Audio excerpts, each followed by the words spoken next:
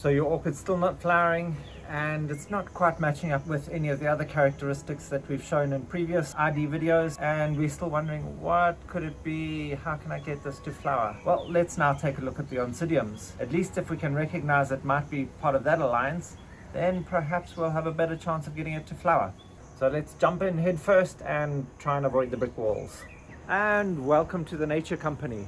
If this is the kind of video that you're interested in, please hit that subscribe button if you haven't already, and that notification bell to be notified of all our upcoming videos so you don't miss out on a thing. So now that I'm going to go about explaining to you the basics to look for to recognize that your orchid is an Oncidium or part of the Oncidium alliance, let's get some of that mud out of the way. Things like Thalumnias, Psychopsis, Trichocentrums, all still part of the Oncidium alliance. But these ones are slightly different in a way. They all have much thicker, stiffer, more succulent leaves. And when it comes to the Thalumnias, which are also known as the equitant Oncidiums, these have no pseudobulbs at all. All they have is big, fat, plump, almost triangular leaves when you cut through them that are used the same way as a pseudobulb would be. But when it comes to the flowers, that's where you start seeing the similarities. And the Trichocentrums too. Some of them even have long tubular leaves. Doesn't seem to make sense when looking at the rest of the Oncidium alliance. Let's get back to now the basics again and going over the more representative ones, the ones that you're more likely to find in the general collection, that are easier to get hold of and more often than not easier to care for. So let's just go through those, which are the Oncidiums, the Brassias, the Odontoglossums, the Miltonias, the intergeneric hybrids, and that's just a few of them. So to start with, we'll look at why they're called Oncidiums. And I know this is not the reason that you're watching, because you want to know how to identify it when it's not in flower. But let's just take a closer look at the flower. So just that little bit of background, the reason that they're called Oncidiums is because of this little bump, this little mound or callus as it's sometimes referred to, at the top of the lip here. This is present in all the flowers of the Oncidium alliance. But we all know having flowers on makes it easy to identify what orchid we have. So let's have a look without any flowers. So looking at them, we can all tell that they all very similar plants. What we're looking at is the pseudobulbs.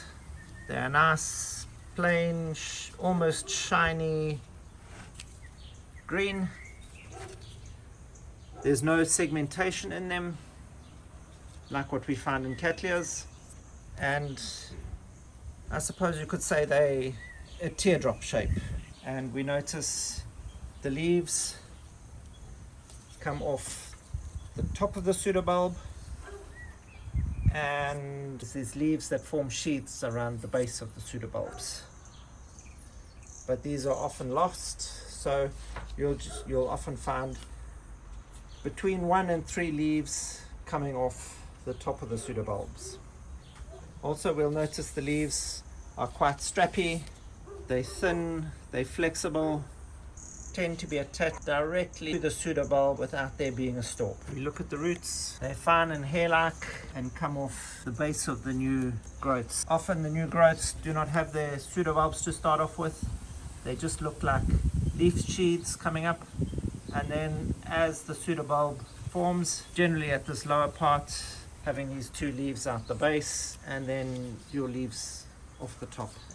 So here, taking a look at a Miltonia as a basic example, we can see that they're also sympodial orchids running laterally along a rhizome.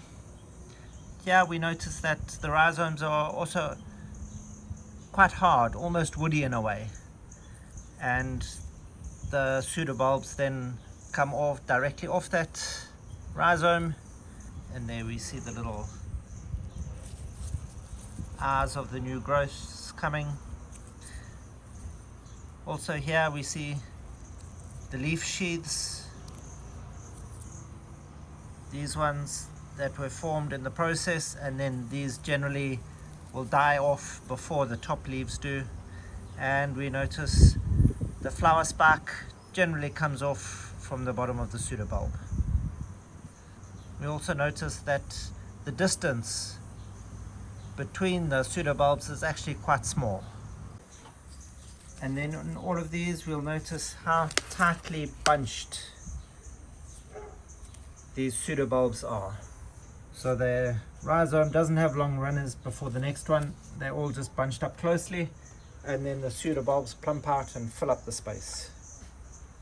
Also looking at where the new growths come off from, we notice they come off from the base of the pseudobulbs, almost where the axils of the leaves originally were. So we can get either one or two new growths coming out of each of the previous pseudobulbs. That's why Oncidiums can multiply up so easily. And with your Oncidiums too, you can get these tiny miniature versions, even smaller ones such as the Oncidium Twinkles, to your much larger versions, and those great big giant Brassiorexes that you can get. Also, your Oncidiums fascillatum can also become huge, great big giant plants.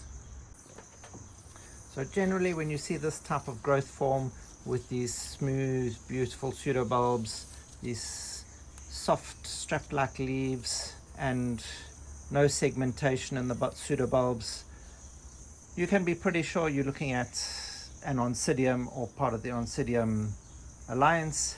And with them, you'll often find that they are fairly tolerant of a variety of different conditions, especially the intergeneric hybrids. So now that you've figured you've got an Oncidium, the best way to start getting that to rebloom again so that we can identify exactly which one it is by slowly bumping up your lighting conditions. And with things like odontoglossums, they generally prefer some cooler temperatures. So start allowing your evening temperatures to just dip that little bit extra, just to help them force flower blooms. A lot of the Oncidiums are intermediate orchids, and they do adapt to that wider variation in temperatures better. But your things like your Miltonias will sulk if they get too hot and probably not flower at all. So Miltonias, Miltoniopsis, keep on the cooler side, which you'll only find out as you start to bring your temperatures down again. And thank you for watching. If you found any of this information helpful at all, please hit that like button.